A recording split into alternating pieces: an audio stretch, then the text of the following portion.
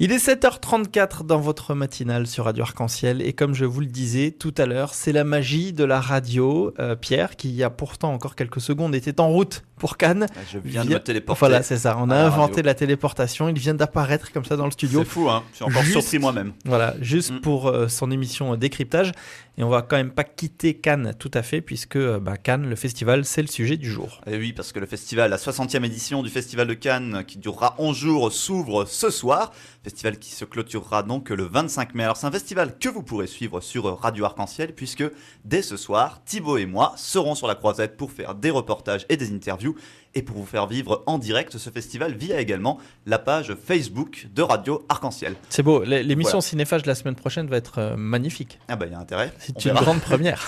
Beaucoup de surprises en perspective, donc on verra ce que ça va donner, mais ça s'annonce plutôt bien. Alors si tout le monde connaît aujourd'hui le festival, son glamour, son tapis rouge, sa palme d'or, on en a souvent oublié l'origine. Comment le plus grand festival de cinéma du monde est-il devenu le plus grand festival de cinéma du monde ?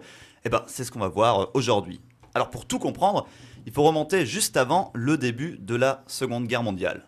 Donc au début des années 30, le plus grand festival de cinéma du monde, c'est la Mostra de Venise. Ce festival, créé en 1932 par la Société des Nations, qui était l'organisme de maintien de paix créé après la Première Guerre mondiale, qui est donc l'ancêtre de l'ONU, était en réalité, donc la Mostra de Venise, un dérivé de la fameuse manifestation d'art de Venise, la Biennale.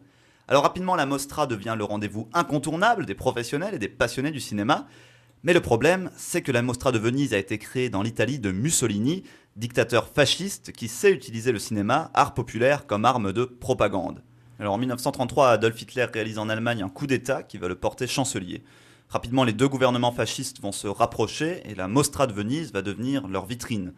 En août 1938, Joseph Goebbels, le ministre allemand de la propagande, inaugure le festival. Tandis que les deux films privés primés, l'allemand Les Dieux du Stade de Leni Riefenstahl et l'italien Luciano Serra Pilote de Goffredo Alessandrini, sont tous les deux des films ouvertement de propagande.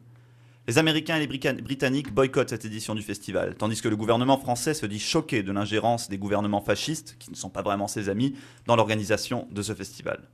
En réponse, Émile Vuillermoz, le premier critique de cinéma de France, puisqu'il a commencé son métier en 1916, et le scénariste et historien de cinéma René Jeanne, qui a été membre du jury de la Mostra de Venise de 1938, proposent au ministre français des Beaux-Arts et de l'Instruction publique, Jean Zay, qui a récemment été inhumé au Panthéon, un projet de festival de cinéma en France pour concurrencer la Mostra fascisée.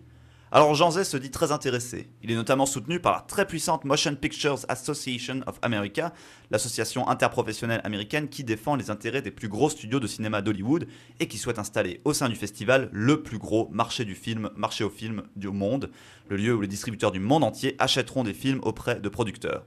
Le Royaume-Uni soutient également l'initiative en promettant de faire de ce festival un rendez-vous du glamour et en faisant en sorte d'y faire venir des vedettes. Reste à choisir un lieu.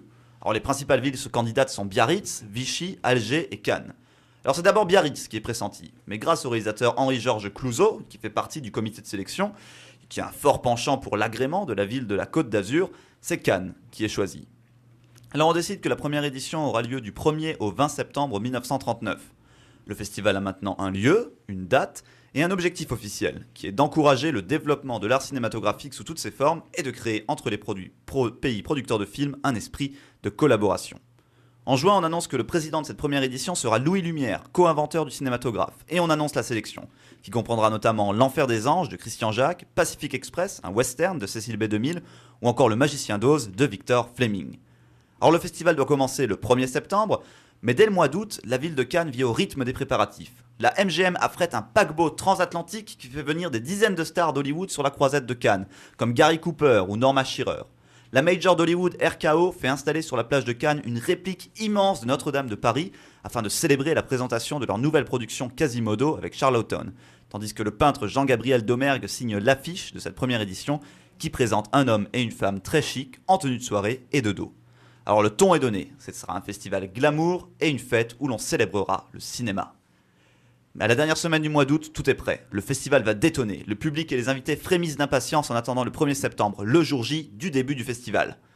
Mais le 1er septembre 1939, le festival de Cannes est annulé. Ce jour-là, les troupes allemandes entrent en Pologne. L'Europe est en guerre. Ce n'est plus l'heure de penser cinéma. La guerre durera 6 ans, pendant lesquels tout le monde a autre chose à penser que le festival de Cannes. Le 20 juin 1944, Jean Zay, le ministre à l'initiative du Festival de Cannes, est assassiné près de Vichy par des miliciens collaborationnistes. Mais le 2 mai 1945, 6 ans jour pour jour après le début de la guerre, les forces de l'Axe capitulent, les Alliés ont gagné, la guerre est terminée. Après la guerre, le chef du service des échanges artistiques du ministère des Affaires étrangères, Philippe Erlanger, a pour projet de relancer ce festival mornay de Cannes sur le modèle préétabli.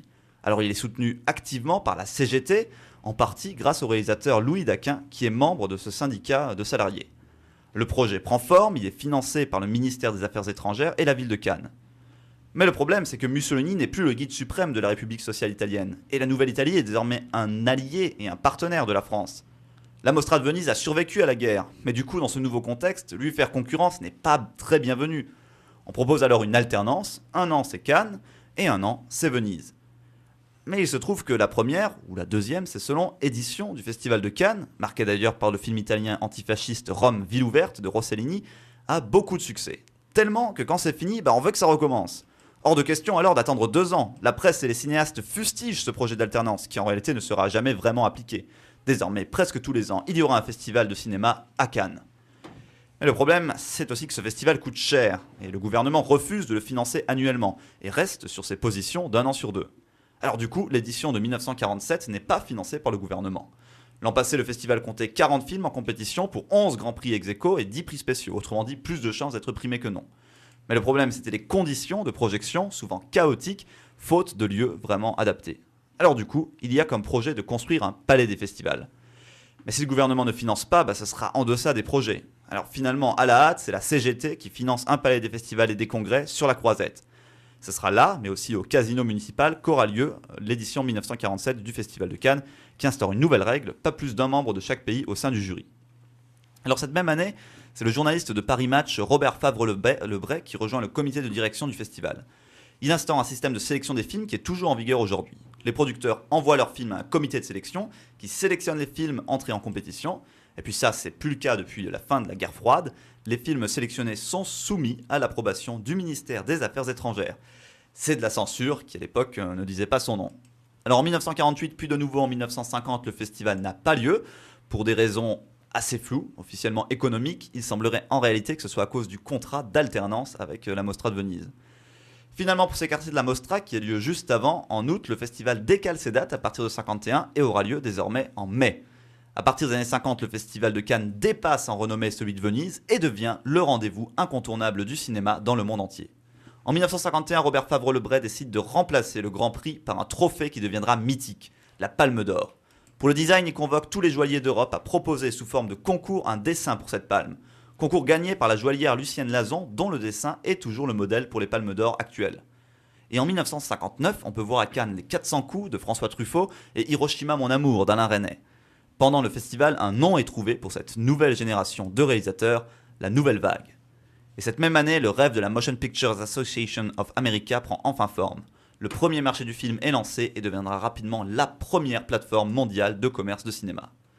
En 1962, le syndicat français de la critique de cinéma, qui se juge trop peu présent au Festival de Cannes, fonde, avec l'accord du comité du festival, une sélection parallèle, la Semaine de la critique, qui a pour objectif de montrer des films de production indépendante, là où le Festival de Cannes montre souvent des œuvres de majors. Mais l'édition du Festival de Cannes la plus connue reste celle de 1968, qui a lieu en plein mai 68. Une période de contestation étudiante où tout s'est arrêté en France. Alors le festival est alors marqué notamment par les contestations du festival lui-même, par certains de ses participants qui se rallient à la cause étudiante. On peut citer notamment François Truffaut, Jean-Luc Godard, Milos Forman, Claude Lelouch ou encore Roman Polanski. De force, dans le chaos le plus total, Robert Favre-Lebray annonce l'annulation du festival qui venait à peine de commencer.